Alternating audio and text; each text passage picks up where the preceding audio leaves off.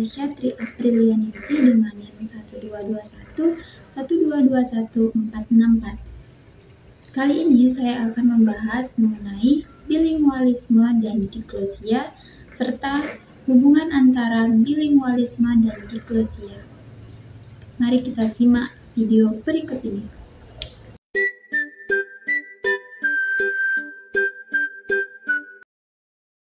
Yang pertama yaitu bilingualisme. Kata bilingualisme berasal dari bahasa Inggris, yaitu dari kata bilingualism, yang dalam bahasa Indonesia diartikan sebagai kedwibahasaan. Secara umum, bilingualisme berarti penggunaan dua bahasa atau dua kode bahasa. Dalam sosiolinguistik, bilingualisme atau kedwibahasaan diartikan sebagai penggunaan dua bahasa oleh seorang penutur dalam pergaulannya oleh orang lain secara bergantian. Contoh bilingualisme yaitu, misalkan, ketika kita berada di masyarakat A, maka akan menggunakan bahasa A, dan jika berada di masyarakat B, maka akan menggunakan bahasa B. Kita misalkan bahasa A adalah bahasa Indonesia dan bahasa B adalah bahasa Inggris, sehingga bahasa Indonesia dan bahasa Inggris berarti penguasaan atau penggunaan dua bahasa. Nah, ini disebut bilingualisme. Yang kedua yaitu diglosia. Kata diglosia berasal dari bahasa Prancis, yaitu dari kata diglosi, yang pernah digunakan oleh seorang lingual Prancis. Kata diglosia sendiri diartikan sebagai situasi kebahasaan dengan pembagian fungsional atas variasi bahasa atau bahasa yang digunakan oleh masyarakat. Misalnya, ragam bahasa A digunakan pada saat situasi resmi seperti di kantor, proses belajar mengajar, dan lain sebagainya. Dan ragam bahasa B digunakan dengan suasana tidak resmi, seperti ketika sedang berinteraksi dengan teman atau lingkungan sekitar kita. Yang ketiga yaitu hubungan bilingualisme dan diglosia. Ada 4 hubungan bilingualisme dan diglosia. Yang pertama yaitu bilingualisme dan diglosia. Yang kedua bilingualisme tanpa diglosia. Yang ketiga, diglosia tanpa bilingualisme, dan yang keempat, tidak diglosia dan tidak bilingualisme. Yang pertama yaitu bilingualisme dan diglosia.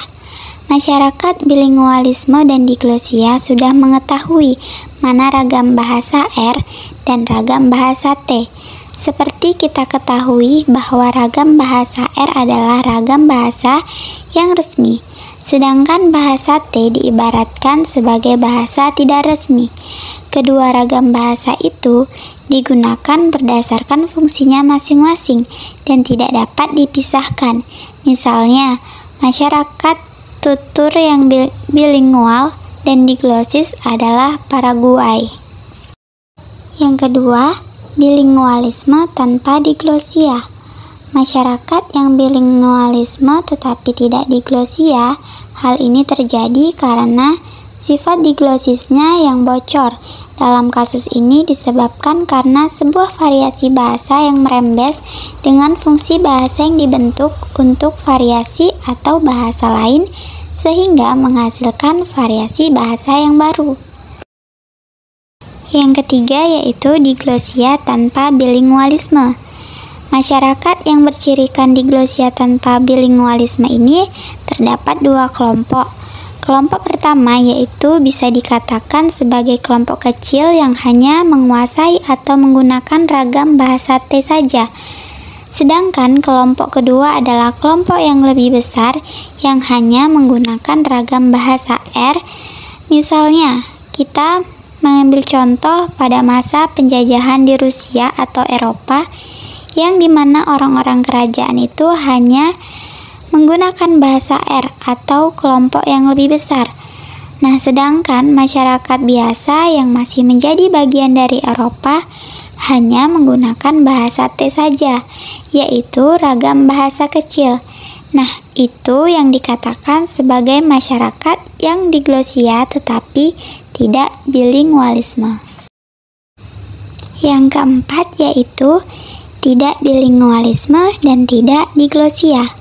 Masyarakat yang tidak bilingualisme dan tidak diglosia adalah masyarakat yang hanya menggunakan satu ragam bahasa dan tidak ada variasi bahasa, dan digunakan dalam segala macam tujuan. Masyarakat yang tidak bilingualisme dan tidak diglosia ini bisa ditemukan oleh masyarakat primitif, tetapi seperti kita ketahui bahwa masyarakat primitif sangat sukar atau jarang kita temukan pada saat situasi sekarang ini.